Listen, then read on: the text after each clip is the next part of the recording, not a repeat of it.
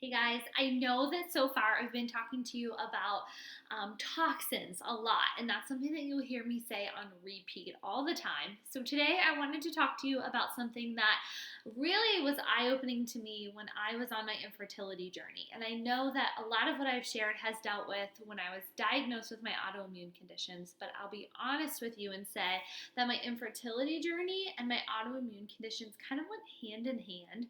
And it was then that I went on my journey to learn more about how do I fix this. So I want to share with you a little bit of the backstory.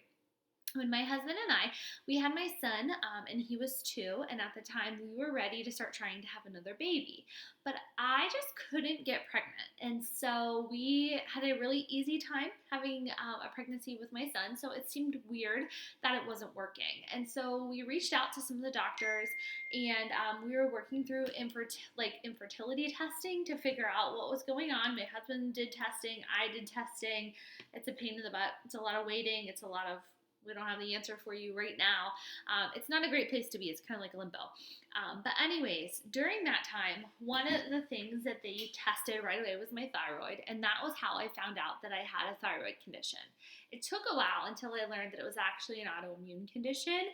It was Hashimoto's disease. But okay, so putting the brakes on. With that being said, at the time, I was diagnosed with unexplained infertility, meaning that they did all the tests. I don't know what's wrong with you. Sorry about your luck. Keep trying. We hope you have a baby, right? That's how you feel when you're in that boat. And it's like, oh my gosh, this is so frustrating. Like, why can't somebody just tell me why we can't have another baby? And so that put me on my journey to what I call becoming more crunchy. You can look up the definition of a crunchy mom or someone who's crunchy, and you'll get it and you'll chuckle. But I am definitely crunchy, and I don't apologize for that. And I promise you, I did not grow up crunchy.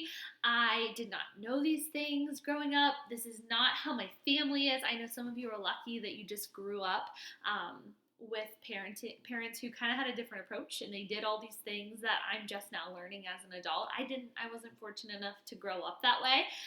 So for me, I had to learn a lot, and I had to kind of go out of the norm that my family was used to. So I will be very honest with you and say that my family thinks I'm super weird.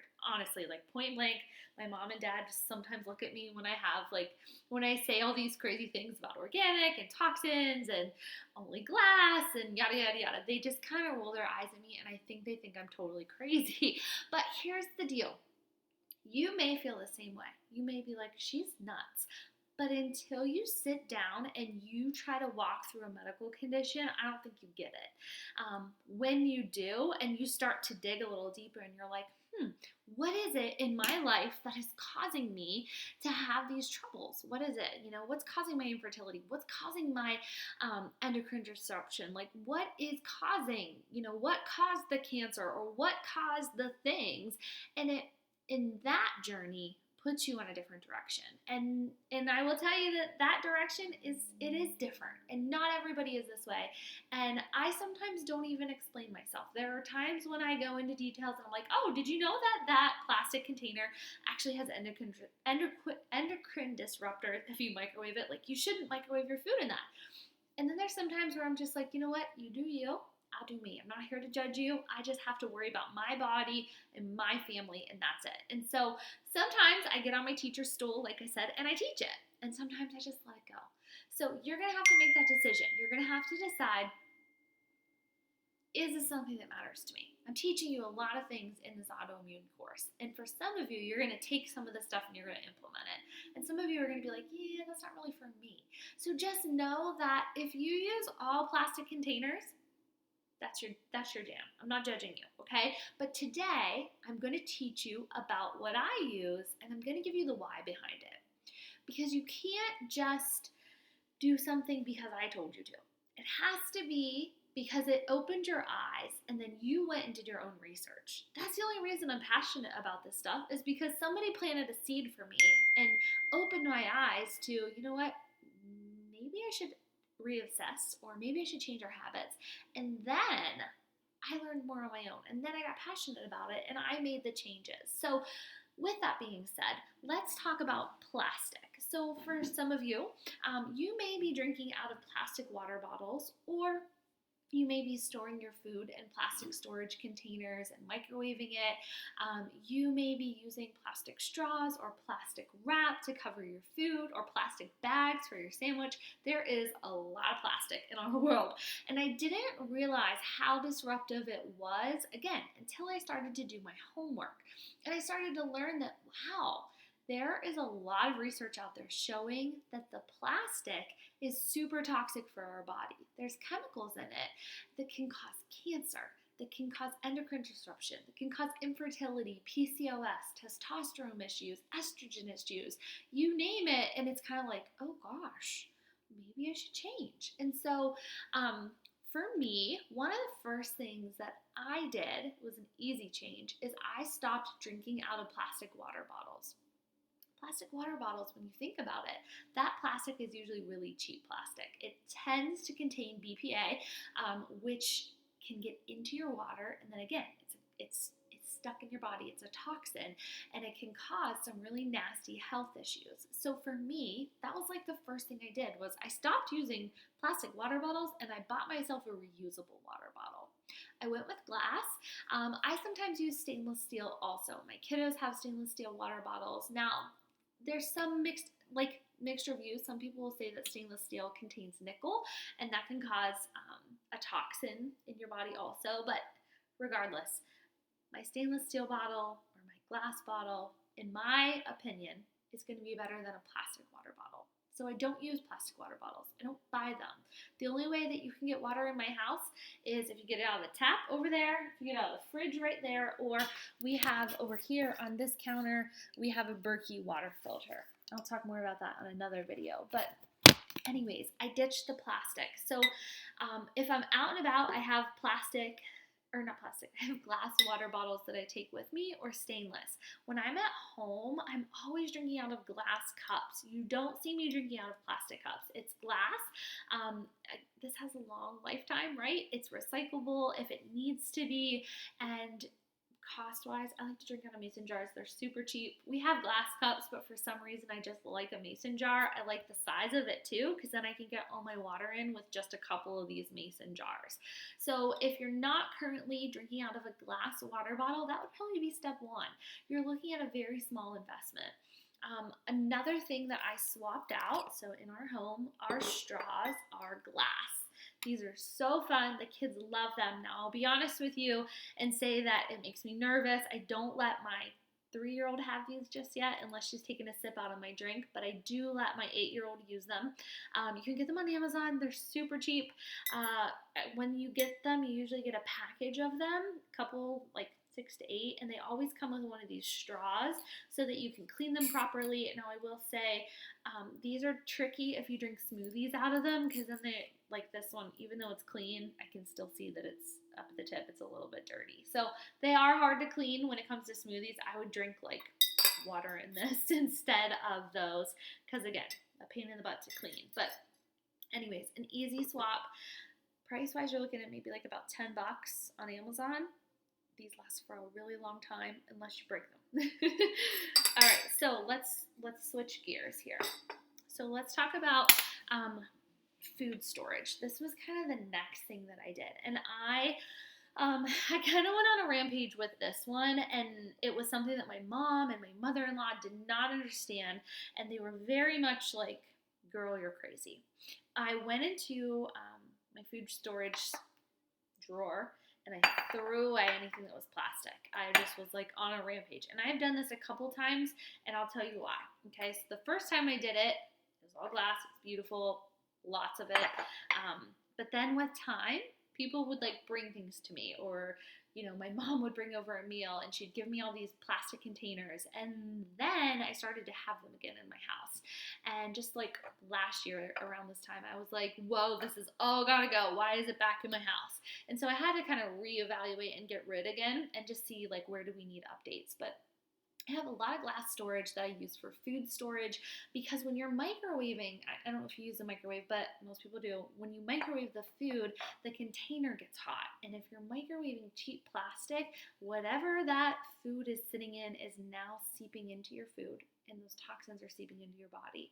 So again, these are little teeny tiny changes that I know you may think may not make a difference, but over the long term, it really does, and it really can help you, and it can kind of save you just by making these simple swaps. So brand-wise, I'm not picky. As long as it's glass, I'm good.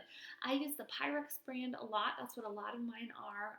The Anchor brand from Target. But again, I'm not picky. I just want it to be glass. So we have lots. That's what we keep our food in. Even whenever, this was more of an issue at my son's daycare versus my daughter's, but I used to get in trouble because I would send glass containers, and the daycare teachers would be like, please don't send glass to school. Like, we don't want it. We want plastic. But I was really adamant. I was like, no, I'm not putting my kids' food in plastic containers. So pick your battles, right?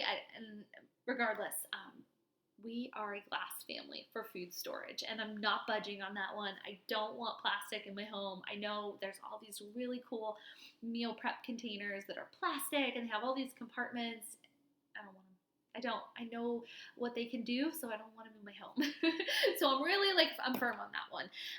I will say, and this is kind of like a joke that my friends and I have, we talk about this, but like my mom and even my mother-in-law, and they know I say this about them, I'm not saying it, I would say this to their face if they were here, and we would all chuckle about it. But like growing up, like they would store everything in butter containers. Did you guys have that? And it wasn't even real butter, it was margarine. So we had these butter containers, and they would store leftovers. And to this day, like my mom and my mother-in-law, they still do that. They're not changing their ways. They're not interested in this lifestyle, and that's okay.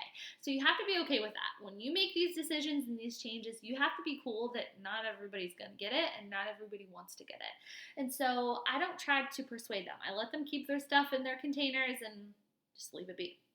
My mom the other day, she brought, Grace had SpaghettiOs at her house, my daughter, and she brought them over, the leftovers, and it was in like an icing container, and I just was like, oh my gosh, Mom, like, why do you have all these? Why do you save these?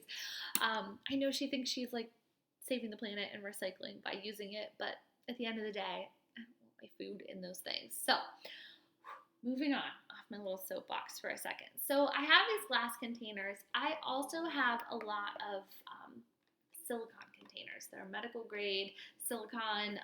These are nice because I can store, I store berries in these. I have all different kinds of sizes. The brand that I have for these, I bought these at Target, and I don't have them all out, obviously, because there's lots, but they're just the Zip Top brand. And I do sometimes send these in lunches. Like this would be something that I would send berries in to school. So again, it's not plastic, it can go in the dishwasher, it is reusable, and not just because of toxins, but I like that I'm buying things that are reusable and sustainable long term. It's better for our planet. Now, some of these things will cost you just a hair more up front, but it's going to be something that you have for a long while. So anyways, I want to share those with you. And then very similar here, this is just some of our food storage bags. So again, Ziploc plastic bags. How many of you grew up with those being what you took your lunch in? I took a sandwich in one literally every day of my life. Now I look back and I'm like, oh, you wonder why I had so many hormone problems and so much endocrine disruption. Look at my lifestyle as a kid and into adulthood. There's a lot of disruptions from a plastic standpoint. So anyways, I made the switch, and I now use things like the Lunchskins brand. So Lunchskins are reusable bags that you can use for your sandwiches, chips, fruit, whatever. They're super simple to clean. We just flip them inside out, and then you can hand wash them, you can put them in the dishwasher. I think honestly sometimes they make it to the washer too. Like if it's something that was really say we had berries in this, I will throw it in the washer and I'll just wash it out. But we have lots of them. You can write on it. I know my child's daycare, you have to have everything labeled. So all of our Lunchskin bags, I just use a Sharpie and I just write Griffith on it. So these are some of the ones that we have. We have different sizes for basically different things that we're taking in. Here's one of these. These are little ones, and then they're not a lot of them are Velcro, but you can also get the zipper ones. So some of these have a zipper. That's it. And so we reuse our bags all the time. Again, better for the planet, but also better for my kids. So proud of that. Not budging on that. Not putting their lunches in plastic bags. And then last but not least, I wanted to share with you another alternative. Again, I'm like, don't judge my journey to yours. I am like several years in. I've learned a lot. And again, as I told you in the beginning of the video, I'm definitely crunchy. I am definitely, like, some people think I'm definitely weird. Again, my mom rolls her eyes at a lot of the things that I do.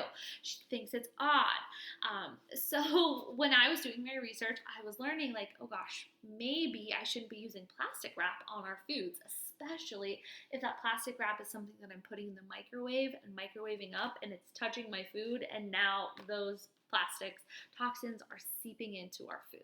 And so I started to research alternative options, and one of the things that I found was super popular was beeswax. So what it is, it's made of basically beeswax. It's a wrap that sticks to your containers. So they come in different sizes, and you just basically form it to your container, and you can put it into the refrigerator. You can actually wrap, like if you wanted to wrap a sandwich in this. So I have a couple that have buttons. So say for example, you wanted to take your sandwich in this instead of like one of these, you could do that. You just fold it over, and then you just wrap it around. Beeswax typically will last you about 6 months, 6 to 8 months, at least that's what I've found. Some of you may get longer out of it, but we just hand wash it, so you don't need a ton of it. I have another stack of it in our pantry, but you don't need a lot. And again, it's long term. It smells really good even after all this time. It still has like a beeswax, like a honey smell to it. Now it doesn't make your food taste like that. Some people have asked me that. They're like, does the beeswax make the food taste like beeswax or honey? No, it does not. So anyways, I hope this is helpful. I hope that you take what I just taught you, and I hope that you start to dig a little more. Do your research. Start to look at what are you using in your home.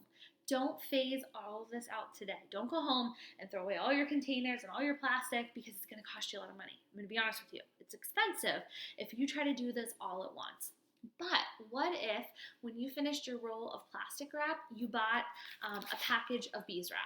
Or what if when you finished the bag of 50 sandwich bags, you went and bought yourself 2 Lunchkin bags, and you just started to slowly do it? Within a few months, you're going to transform your home, and it's not going to feel as expensive as it would if you try to do it all at once. Now, some of you have the finances to go out and do it all at once. By all means, have fun, but this has to be your journey, and you have to pick and choose what you feel is the right choice for you. Not because I put the pressure on you or I told you to do it, but simply because you did your homework and you realized that this was a change you were interested in making in your life. So with that being said, thanks for watching today. Hope this opened your eyes, and I hope that you will consider taking a few more toxins out of your lifestyle.